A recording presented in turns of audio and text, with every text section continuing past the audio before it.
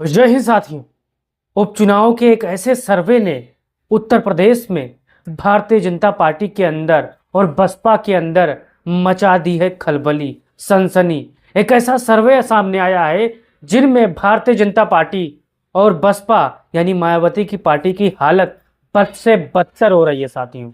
Bharatiya Janata party के बड़े बड़े नेता ये दावा कर रहे हैं, ये कह रहे हैं डंके की चोट पर कि इस बार विधानसभा उपचुनाव में हम 10 की 10 सीटें जीत रहे हैं। यही हाल बहुजन समाज पार्टी के कार्यकर्ता भी कह रहे हैं, लेकिन समाजवादी पार्टी के कार्यकर्ता शांत हैं, वो मेहनत कर रहे हैं, वो संघर्ष कर रहे हैं। सर्वे को जानने से पहले आप इस वीडियो पर पहली बार आए हैं तो चैनल को सब्सक्राइब करके और अंतिम में अपना राय जरूर दीजिए और बताइए इस सर्वे की हकीकत क्या है, सच्चाई क्या है, हकीकत और क्या है ये सर्वे सच साबित होने वाले हैं उत्तर प्रदेश के विधानसभा उपचुनाव में साथियों।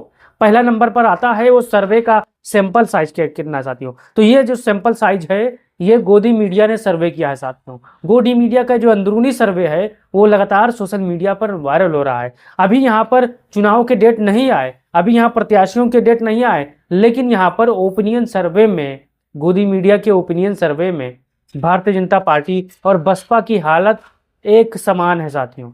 चलिए फटाफट जान लेते हैं वो कौन सी ऐसी सीटें हैं जहां पर गोदी मीडिया ने ओपिनियन सर्वे किया है और इस सर्वे में क्या नतीजा निकल के सामने आ रहा है, अंतिम में आप जरूर बताइएगा।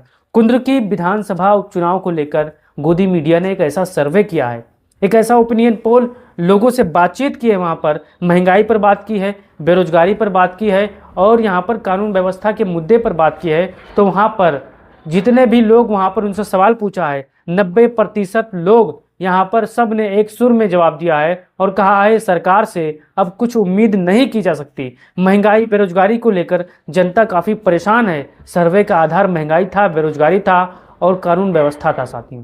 उत्तर प्रदेश की भाजपा की सरकार इस समय महंगाई न रोकने में नाकामयाब है, बेरोजगारी रोकने में नाकामयाब है। जब उनसे महंगाई बेरोजगारी पर लोग सवाल पूछते हैं तो वो हिंदू मुसलमान के मसले पर हमको डाइवर्ट कर देते हैं, हम सभी लोगों को डाइवर्ट कर देते हैं। तो कुंद्रकी में उपचुनाव में समाजवादी पार्टी का पलड़ा भारी है, भारतीय जनता पार्टी दूसरे नंबर पर और बसपा तीसरे नंबर पर रहने वाली है, क्योंकि यहाँ पर कुंद्रकी में आरएलडी के खाते में यह सीट जा सकती है, क्योंकि यहाँ पर बस जो भारतीय जनता पार्टी है वो सीधे समाजवादी पार्टी से लड़ने की हैसियत में कुंद्रकी में नहीं है। वजह यह है यहाँ पर यादव और मुस्लिम बाहुल क्षेत्र है, यहाँ पर 70% मुसलमान हैं, तो कम से कम मान के चलिए 20 से 25% यादव हैं, बाकी अन्य जातियां हैं। अगर हमारे जाति आंकड़ों में बोलने में कोई गलती हो गई तो आप कमेंट बॉक्स में जरूर कोट करिएगा।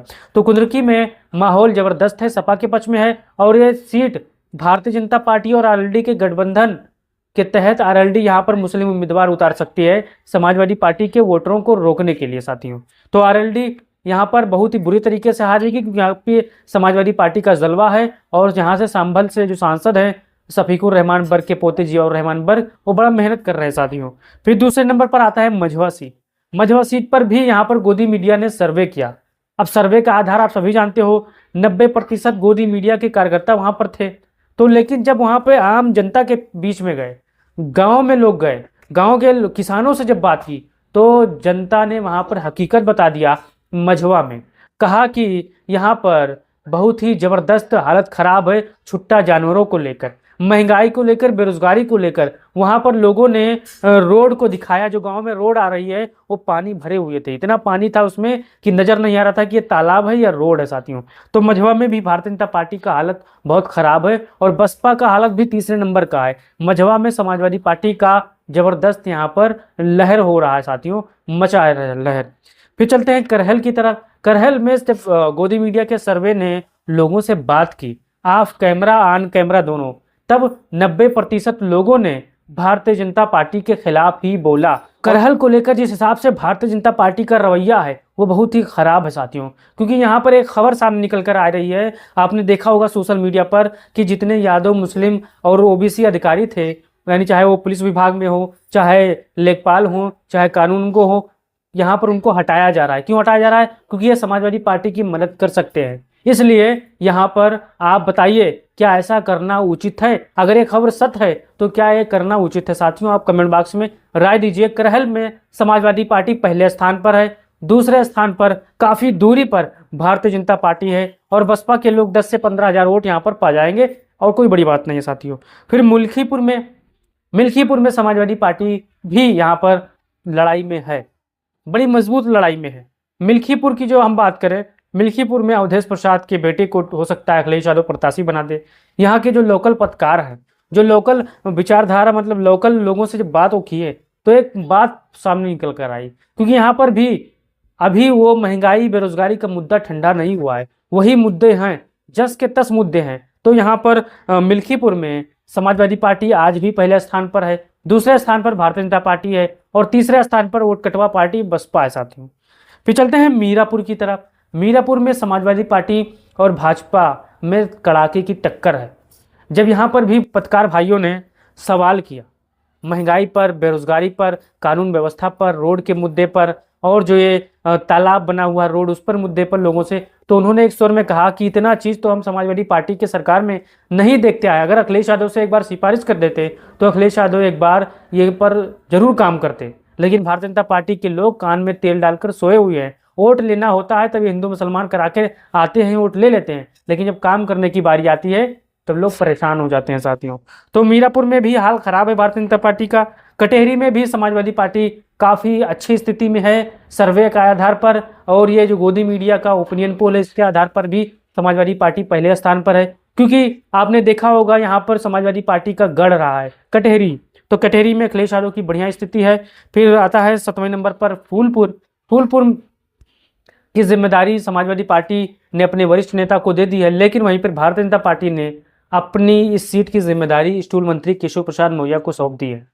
क्या केशव प्रसाद मौर्य फूलपुर की सीट जिता पाएंगे? आप अपना राय जरूर दीजिएगा, क्योंकि जो गोदी मीडिया का ये सर्वे है इसने खुद सनसनी फैला दी है। अक्सर में समाजवादी पार्टी के कार्यकर्ता दुगनी जोश में हैं, उपचुनाव को भी लेकर, विधानसभा चुनाव को लेकर और लोकसभा चुनाव को लेकर।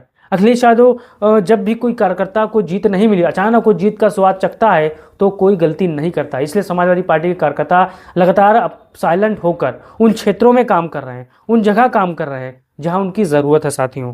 तो फूलपुर में समाजवादी पहले स्थान पर है, दूसरे स्थान पर भारतीय जनता पार्टी है, तीसरे स्थान पर यहाँ पर आज ताज़ा सर्वे में बसपा है साथियों।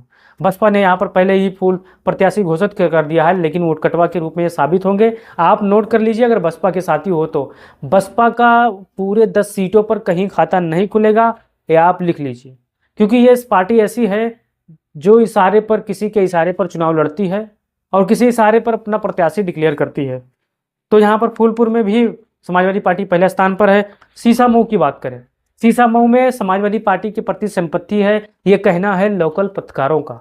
ये कोई सपा के पत्रकार नहीं है, ये कोई भाजपा के पत्रकार नहीं है, ये वो पत्रकार हैं जो अपना काम ईमानदारी से करते हैं, अपना काम निष्पक्ष करते हैं। उनके 2 वक्त की रोटी ना कोई सपा वाला देगा, न उनको 2 वक्त की रोटी कोई बसपा वाला देगा, न कोई 2 वक्त की रोटी भाजपा वाला देगा। जब वो काम करेंगे, मेहनत करेंगे, संघर्ष करेंगे तो उनको रोटी मिलेगी साथियों। तो उन पत्रकारों ने सर्वे किया है, लोगों से बात की है, ओपिनियन पोल जब लिया है तब यहाँ पर पता चला है कि आज भी ये सीट पर समाजवादी पार्टी के प्रत्याशी पान सोलंकी उनके परिवार के लिए संपत्ति है। और भारतीय जनता पार्टी ये तिकड़म लगा रही है कि किसी तरह इस सीट को कब्जा लें, लेकिन हाल खराब हो जाएगा साथियों, क्योंकि लोग आज भी महंगाई से परेशान हैं, बेरोजगारी से परेशान है। आपके घर में अगर भाई बहन होगा, अगर बेरोजगार होगा, तो आप उसके तरफ देखते होंगे तो अब ये महसूस करते होंगे कि ये सरकार हमारे लोग के लिए क्या कर रही है। 7 साल हो गए उत्तर प्रदेश सरकार की, 11 साल होने वाले हैं दिल्ली की सरकार की, क्या हाल खराब है साथियों। यानी 3 बार की सरकार दिल्ली में, 1 बार की सरकार उत्तर प्रदेश में, क्या हाल खराब की है। आप अपना राय दीजिए और इस वीडियो को अपने साथियों तक भेजिए और बताइए कि इस ताज़ा तरीन सर्वे में 7 तो 8 सीटों पर समाजवादी पार्टी की बम्पर लहर है। अगर कोई बसपा का साथी हमारे बात से दुख होता है तो क्षमा चाहते हैं, क्योंकि आपकी पार्टी यहाँ पर सिर्फ वोट काटने के लिए चुनाव लड़ रही है, ये नोट कर लीजिए। अब वो 2011 के बाद वाली बसपा नहीं रही कि डंके की चोट पर धरना प्रदर्शन करें, डंके की चोट पर कोई बहन बेटी के साथ गलत करता है तो आवाज़ उठाए। अब वो सिर्फ कमरे में बैठकर राजनीति कर रहे साथियों। 2012 से अब तक आपने देखा होगा कितने बसपा के कार्यकर्ताओं ने झंडा बैनर उठाकर लाठी डंडा खाया है, आप दिखा दीजिए। कोई नहीं खाया साथियों। समाजवादी पार्टी, कांग्रेस पार्टी और आम आदमी पार्टी के कार्यकर्ता आपको सड़क पर दिखेंगे, बाकी कोई दल आपको नहीं दिखेगा साथियों, ये आप नोट कर लीजिए। तो वीडियो शेयर करिए, अपने साथियों तक भेजिए। जय हिंद, जय भारत, जय समाजवाद।